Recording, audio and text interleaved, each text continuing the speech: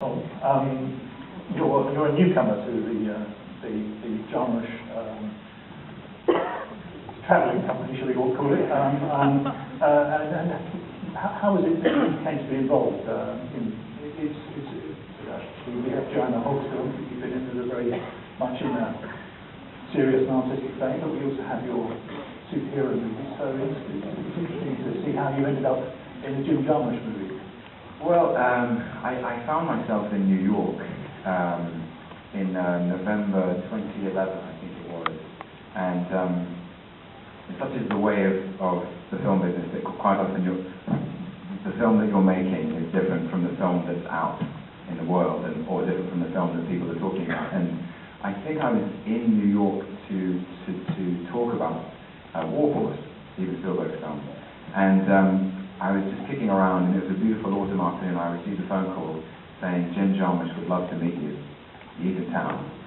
And it's a very quick rearrange of the day.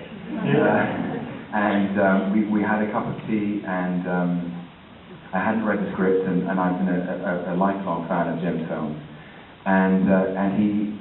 We sat down in the middle of the afternoon, and he simply explained the film to me.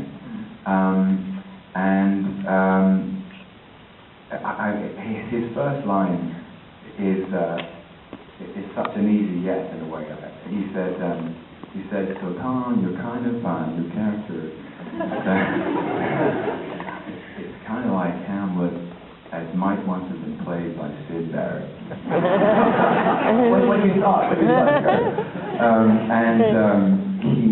He described a film about a man and a woman who were in love and who complemented each other in opposition. Adam was very melancholic and sad and musically gifted, intensely curious about music and science at a particular level, about vibration and how music and physics kind of aligned in that. And Eve is literary and older and wiser and more enlightened. He was the soul of the romantic spirit, and she's a more classical soul, and he said it was Tilda. He'd written it for Tilda many years ago, right. And that was the beginning of it, really. And Jeremy, when you're going towards Jim Jarmusch film, one imagines that he's such an individualist that he can control a lot of it. But is there any such thing as a development process with a film like this? I mean, the reality of the film comes to bear on the material, which is sort of something very much sort of a fantasy and something very romantic, and then it becomes a reality. And so the film was refined right up until the screenplay was refined a lot, right up until we started filming. And of course, after you find the places you're going to film, where you're going to film, the script took some changes, and to the length, and to what we found, and then the final refinement after finding the actors. And there were some new things for Jim, weren't there? He's shot in the studio for the first time. He was very reluctant to film in the studio, and we filmed the film partly in Detroit and partly in Tangier, but the interiors of the film were made in Cologne, which is sort of seamless, and you wouldn't really know that by watching it. And he was never shot in the studio, and he was reluctant, but at the end of the day, he enjoyed being in Cologne for 8 weeks, so how long we were there. And I don't know how it was for Tom imagining being in Detroit, in Cologne. It must be quite a strange thing to go into the studio gate and then be in your apartment in Detroit at night. But after a couple of days, Jim got used to that, and it's quite a controlled way of filming.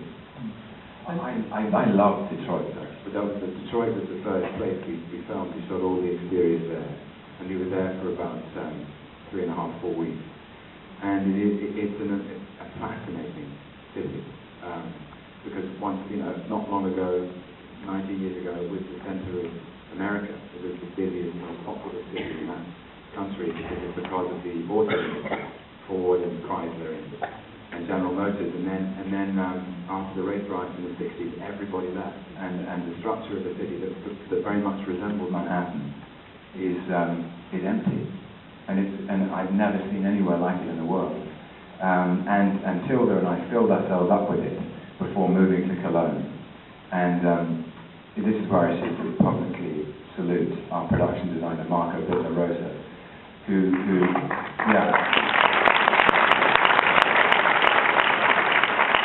because once we moved to Cologne, inside Adam's house is all the soundstage, and he built it, and he found those guitars, and he found those pictures, and the linen and the wallpaper and the vinyl and all that crazy, wonderful stuff that Adam keeps in his house, and it was like walking sort of between worlds. It was extraordinary. Yeah, we were talking beforehand, we were both guitar nuts, about those guitars, and they are the real thing. All those guitars are the real thing, and I can't believe, I'm so envious that Thomas is near some of those guitars.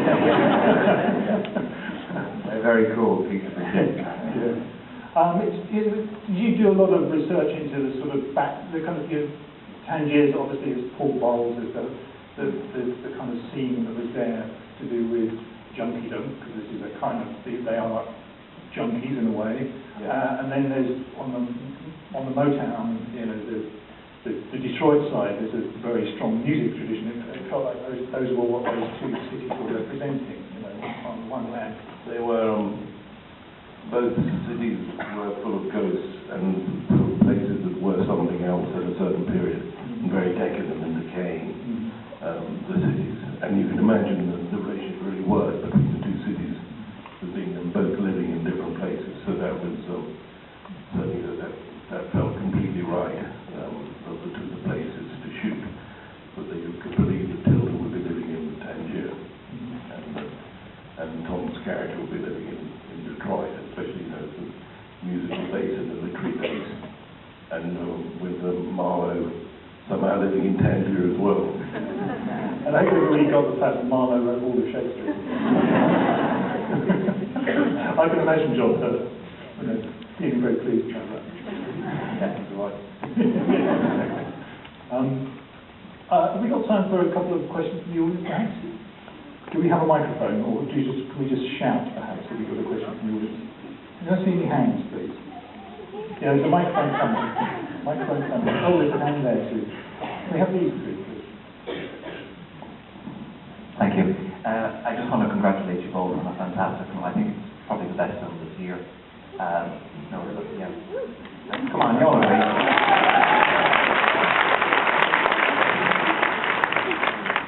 My question is to Tom. I was just thinking of the point when Adam describes LA as zombie central.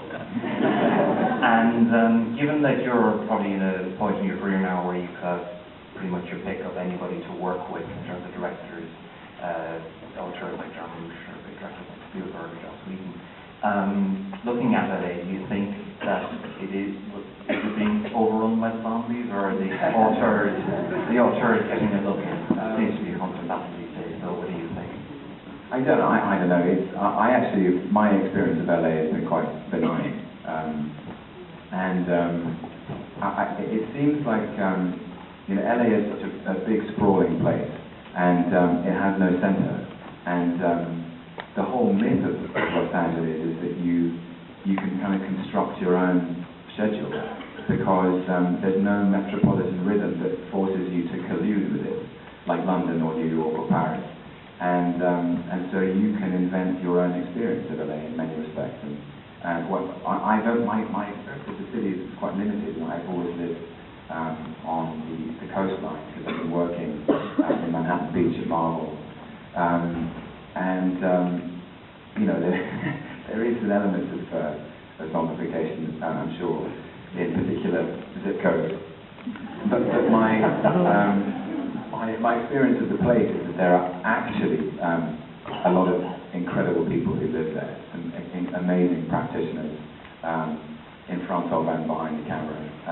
I'm always constantly surprised by people who I encounter who actually live there, people I think live other places and they live in LA, because they find, I don't know, it's the blue sky thinking. It gives them more capacity for invention. But a lot of vampires. A lot of vampires. Yeah, a lot of blood-sucking creatures who live at night.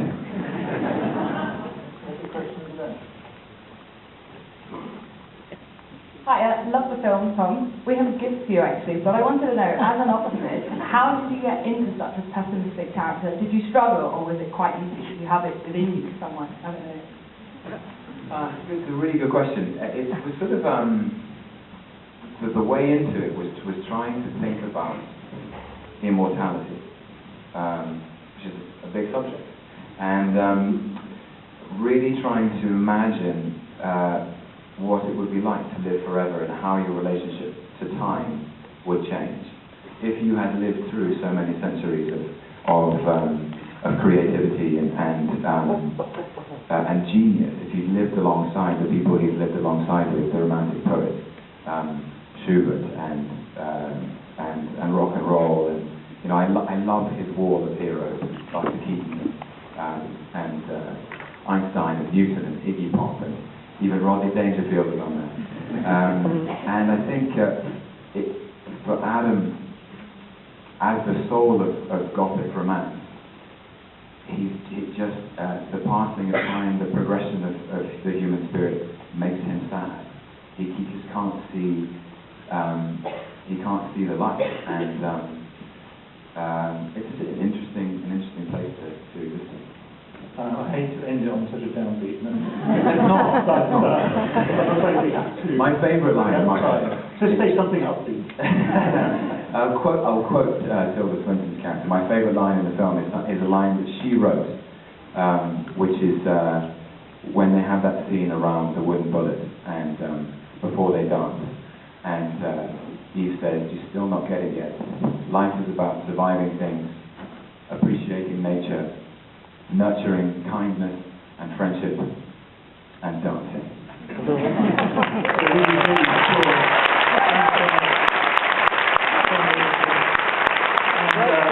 That's my